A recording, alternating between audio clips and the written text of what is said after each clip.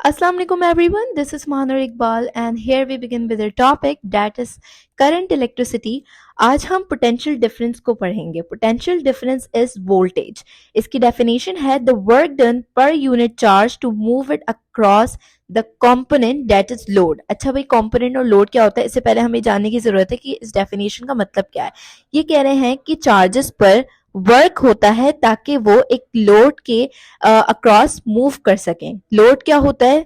Lamp भी कह सकते हो आप, उसे बल्ब भी कह सकते हो, कोई भी वो चीज जो भी कंजम्पशन कर रही है वोल्टेज की, वो लोड है. ठीक है, अब इसका फॉर्मूला क्या होता है? P D equals to work upon charge. P D stands for potential difference and इसका फॉर्मूला बनेगा work upon charge that is joules upon coulomb.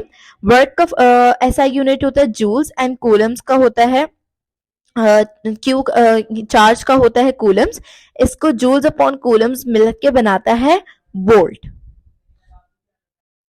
Okay, now what they are saying, a load converts electrical energy into other forms of energy. अच्छा भाई, क्या कह रहे हैं? Load जो है वो इलेक्ट्रिकल एनर्जी को अदर फॉर्म्स ऑफ एनर्जी में कन्वर्ट करेगी. वो सेल एक किसी भी सोर्स के जरिए लैंप जो है, जो लोड है, जो वोल्टेज की कंजम्पशन कर रहा है, वो इलेक्ट्रिकल एनर्जी कंज्यूम कर रहा है और उसको जो लैंप है वो लाइट एनर्जी में कन्वर्ट करेगा. अगर वो मोटर फैन है तो वो मैकेनिकल एनर्जी में कन्वर्ट करेगा. अगर वो स्पीकर है तो वो साउंड एनर्जी में कन्वर्ट करेगा. और सिमिलरली अगर वो हीटर हुआ तो वो हीट एनर्जी में कन्वर्ट करेगा. इससे हमें क्या पता चल रहा है कि जितनी भी लोड्स की एग्जांपल्स हैं वो क्या करेंगे, वो इलेक्ट्रिकल एनर्जीज को कंज्यूम करके अपनी अदर फॉर्म्स ऑफ एनर्जीज में कन्वर्ट करेंगे.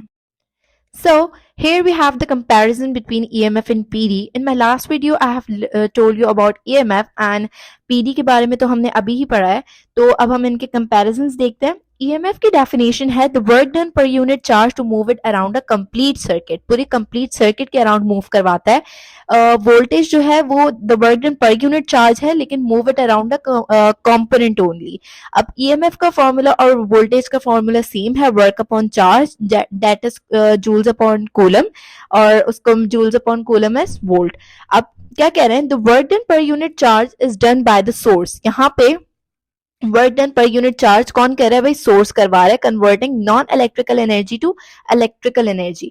नॉन इलेक्ट्रिकल एनर्जी इलेक्ट्रिकल में चेंज हो रही है और यहाँ पे इसका वाइस वर्सा हो रहा है. यहाँ पे electrical energy non electrical energies में चेंज हो रही है. ठीक है ना, ये है the work done per unit charge is done by the load converting electrical energies to non electrical energy.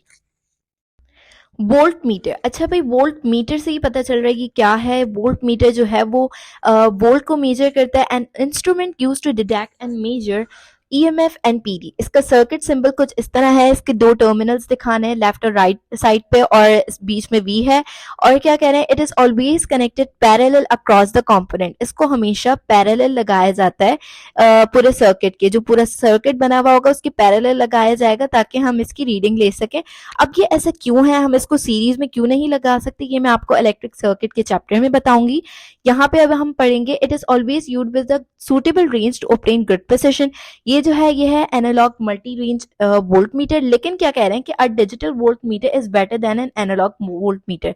क्यों भाई? ये कह रहे हैं कि डिजिटल बेटर है एनालॉग से, क्योंकि देखो वहां पे हमें रीडिंग इसकी खुद ऑब्जर्व करनी है. तो हो सकता है कि रीडिंग में पूरी सही से रीडिंग नहीं ली जा सके.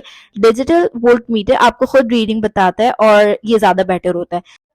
अब यहाँ पे ये बता रहे हैं कि वोल्ट मीटर कैसे सर्किट में यूज हो सकता है. लिखा हुआ है it is connected parallel across a component in a circuit.